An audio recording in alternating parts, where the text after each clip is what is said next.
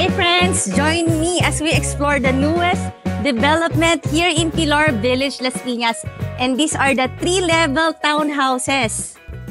My name is Eva and I am your real estate broker friend. Now let's start the townhouses tour. Available pa nga itong 3-level at 3 units na townhouses dito sa may Pilar na may lot area na 80 square meters at ang floor area about 192.5 square meters at facing northeast ang orientation.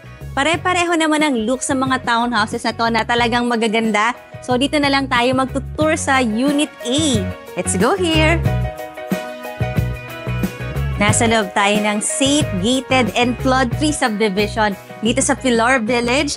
At ito ang iyong vehicle carport na kasyang 2 sasakyan. Ito na yung ating main door.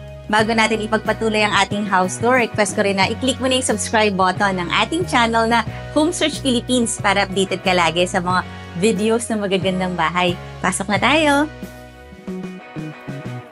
And welcome to your brand new house! Ito ang living, dining, and kitchen area. So, open layout siya, kaya kita mo mga family members pag nasa ground floor ka. This is the living and this is the dining. And sa kitchen area, meron kang pwedeng gawing breakfast nook na maglalagay ka lang dito ng 2 o 3 high chair. Or pwede rin dito mag-set up ng iyong dining table. Kasi siguro mga 6-seater dining set. Tapos under the stairs, meron ditong storage. Talagang katatapos lang ng bahay na to. Yung mga pintura nga dito muna nilagay. Alam mong newly built from the ground ang iyong future house. And this is your modern kitchen. Dito ka pwedeng maglagay ng iyong range. Dito naman yung range hood. Ito yung ating mga cabinet. Andun na rin yung circuit breaker.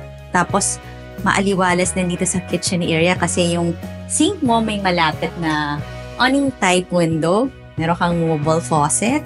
Under-mounted yung ating sink. Tapos, itong mga granite countertop. At meron ka ritong powder room. Ayan, modern look.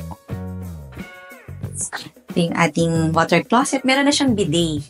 Tapos, meron ding window sa iyong powder room. And may door papunta sa ating service area na medyo malaki-laki ha, up to here. Mataas din yung fence mo for added security and privacy dito sa iyong backyard. Ito, I think ilalagyan pa nila to ng tiles para maging mas maayos. Pero pwedeng ito na yung utility kitchen. Dito din sa side na to, pwede kang maglagay ng washing machine or laundry area. Pasok tayo ulit. Napansin nyo na parang aliwalas ng bahay na to. Tapos, kung interested ka, syempre yung price and details makikita mo sa description box below the video at malalaman mong reasonable ang iyong modern townhouse dito sa may Las Piñas. Meron ka ding malaking window dito, overlooking naman yung iyong garage or yung carport. At meron tong total of 4 bedrooms. May 2 bedrooms dito sa second floor. Bago natin ipagpatuloy ang ating house tour, request ko rin na i-like mo na yung Facebook page ng Home Search PH para makita mo yung pictures ito at marami ka pang makitang nice houses. Akit na tayo! Ang lapit lang ito sa SM South Mall at saka sa Alabang Town Center. Kaya kung mag-shopping ka or grocery, very accessible ang iyong house. Pagpasok natin, meron ka na kagad ditong own bathroom na medyo spacious. Tapos, meron kang double shower. Meron ka ring window dito. May provision na for water heater. May bidet na ang iyong water closet. At medyo malaki-laki ang iyong sink area. Actually, isa sa mga na-appreciate ko dito sa iyong future townhouse, lahat ng bedrooms may own bathroom. So, walang sharing. Siyempre, gusto mo naman private area yung iyong bathroom. And this is our spacious bedroom na meron tayong mga wood tiles. At maaliwalas talaga kasi meron kang malaking window dito. I think it's a tempered glass. Kita natin dito yung neighbor mo na vacant lot pa. So, regular size yung iyong bedroom number 1 na may own bathroom.